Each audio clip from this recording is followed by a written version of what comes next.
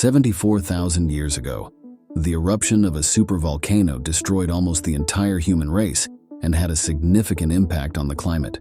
The consequences for nature and the environment were devastating, and an eruption today would turn our civilization completely upside down. Let's take a closer look at how high the danger still is today and what happened back then. So be sure to stay tuned until the end, and if you like it, I'd be delighted to receive a thumbs up and a comment to bring this important topic to the attention of even more people. Thank you guys and welcome.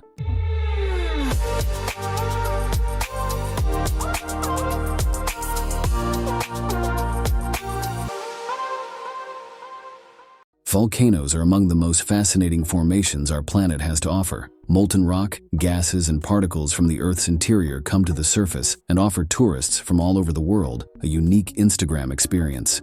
Just recently, Mount Etna in Sicily erupted again and provided some really great photo opportunities. I've been to Mount Etna a few times, and each time I'm amazed by the stinking fumaroles, the dark lava caves, and the flora and fauna that can thrive on such a magma monster. But all these volcanoes are nothing but little steaming incense smokers compared to the so-called supervolcanoes. This is a term used to describe volcanoes that are capable of releasing enormous amounts of lava and ash when they erupt, and have the potential to have far-reaching effects on the global climate and environment. In contrast to most conventional volcanoes, supervolcanoes are characterized by their exceptionally large calderas, a type of crater formed by the collapse of an emptied magma caldera. It's the same with YouTubers. There are the normal YouTubers, and then there are the super YouTubers who cause real quakes on the net with their videos. Of course, I see myself as, let's not get into that. A famous example of a supervolcano is Yellowstone in the USA, or the Phlegraean Fields near Naples in southern Italy. An eruption of such a supervolcano would have catastrophic consequences for the local and global ecosystem. The release of large amounts of volcanic ash into the atmosphere could lead to a significant climate effect, including global cooling. However, such events are very rare, and fortunately, only occur every few 100,000 years, so we don't need to stress for now. But let me know in the comments what you think would happen if Yellowstone were to erupt now. What impact would it have on the USA, or even the entire planet? Let me know in the comments.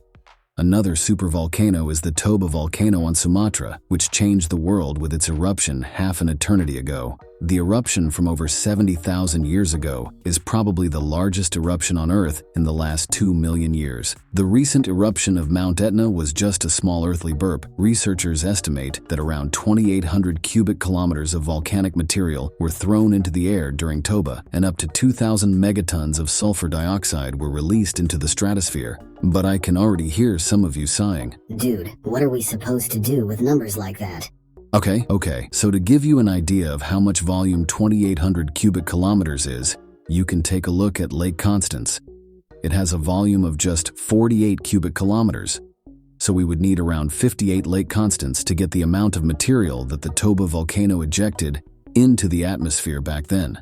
And this amount of material formed a kind of iron veil in the atmosphere, through which the sunlight could no longer shine freely.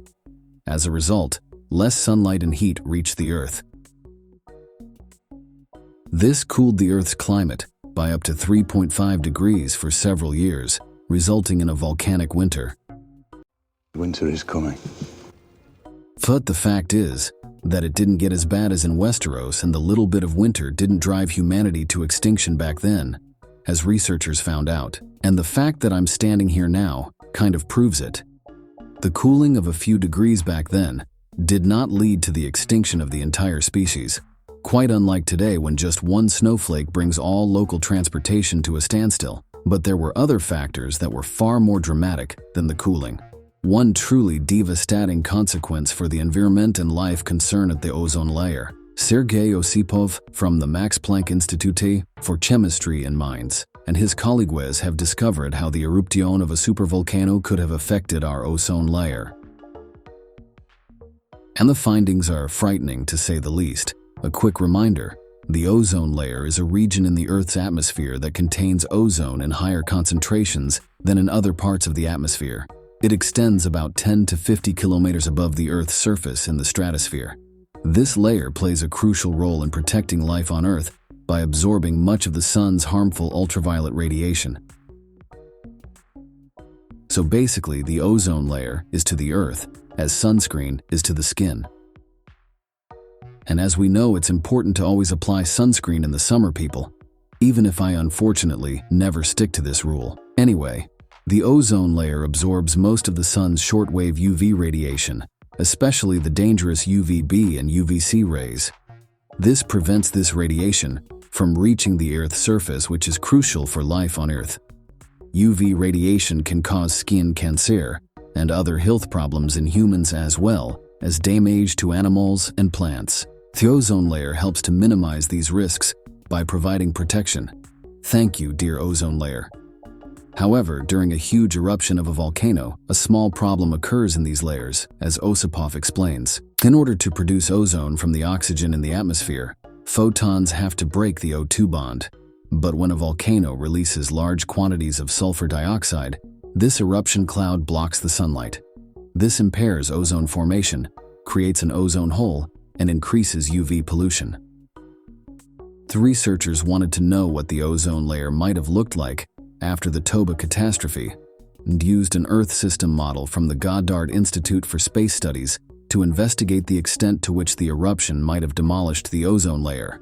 As already mentioned, it was assumed that around 2,000 megatons of sulfur dioxide were emitted and hurled into the stratosphere, and then dispersed mainly around the tropical belt.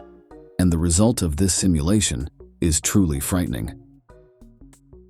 The aerosol veil in the atmosphere was so dense that ozone levels were reduced by 20%. It is even assumed that the ozone layer in the stratosphere may have collapsed in the tropical regions. Osipov says, "Our calculations indicate that the ozone layer near the equator has dropped to less than 125 Dobson units. This corresponds to a reduction of more than half. In concrete terms, this means that an ozone hole could have formed over the tropics at that time. That is not at all comparable to today's ozone hole. A brief reminder. Today's ozone hole refers to a region in the ozone layer of the Earth's atmosphere in which the ozone content is decreasing. This reduction in ozone occurs particularly over the polar regions, especially the Antarctic. The ozone hole was first discovered in the 1980s and has since received considerable scientific, political, and public attention. And the main cause of the ozone hole is the release of chemical compounds such as chlorine and bromine compounds, which originate from US humans because they are used in industrial processes or in products such as refrigerators. In the stratosphere, they are decomposed by UV radiation, and the chlorine and bromine atoms released lead to the destruction of ozone molecules. Of course, some measures are being taken to prevent this, but our current ozone hole has not yet completely disappeared, and it is expected that it will take several more decades for the ozone layer to fully recover. However, the effects of the Toba eruption and the hole in the ozone layer at that time must have had really serious consequences for humans, because UV exposure has increased enormously. Researchers assume that they rose by 140% to a UV index of around 28. By way of comparison, the UV index in temperate climate zones is generally between 5 and 8 in summer, which is already considered high in some cases. And back then, it was 28. I don't want to imagine what that might have meant for people back then, or for the sun cream industry, which is probably annoyed that it didn't exist back then, because even a UV index of more than 10 is considered extreme, according to the World Health Organization. It is very likely that people back then could have had damaged or inflamed eyes or skin rashes from sunburns and inflammation after just a short time outdoors. This high radiation exposure must have led to an increased risk of cancer and also weakened the immune system. The researchers assume that these altered environmental conditions must have led to a sharp decline in the human population in the affected areas. Incidentally, the Toba volcano is currently still considered active, but it shows no signs of imminent eruption. Volcanologists naturally monitor such volcanoes carefully to detect changes in their activity and develop early warning systems should activity increase. And nevertheless, you can ask yourself the question, what would happen if the Toba volcano were to erupt again today? This would have a considerable impact on the environment and global civilization. another volcanic winter would occur, which would have considerable consequences for our agriculture and food supply. The areas on Earth today are much more densely populated than they were over 70,000 years ago. Such an eruption would therefore claim countless lives and damage the existing infrastructure for decades to come. And the volcano could also cause long-term ecological changes, including loss of biodiversity, changes to the ecosystem, and potential impacts on the oceans. And of course, let's not forget the rising share prices of sunglasses manufacturers.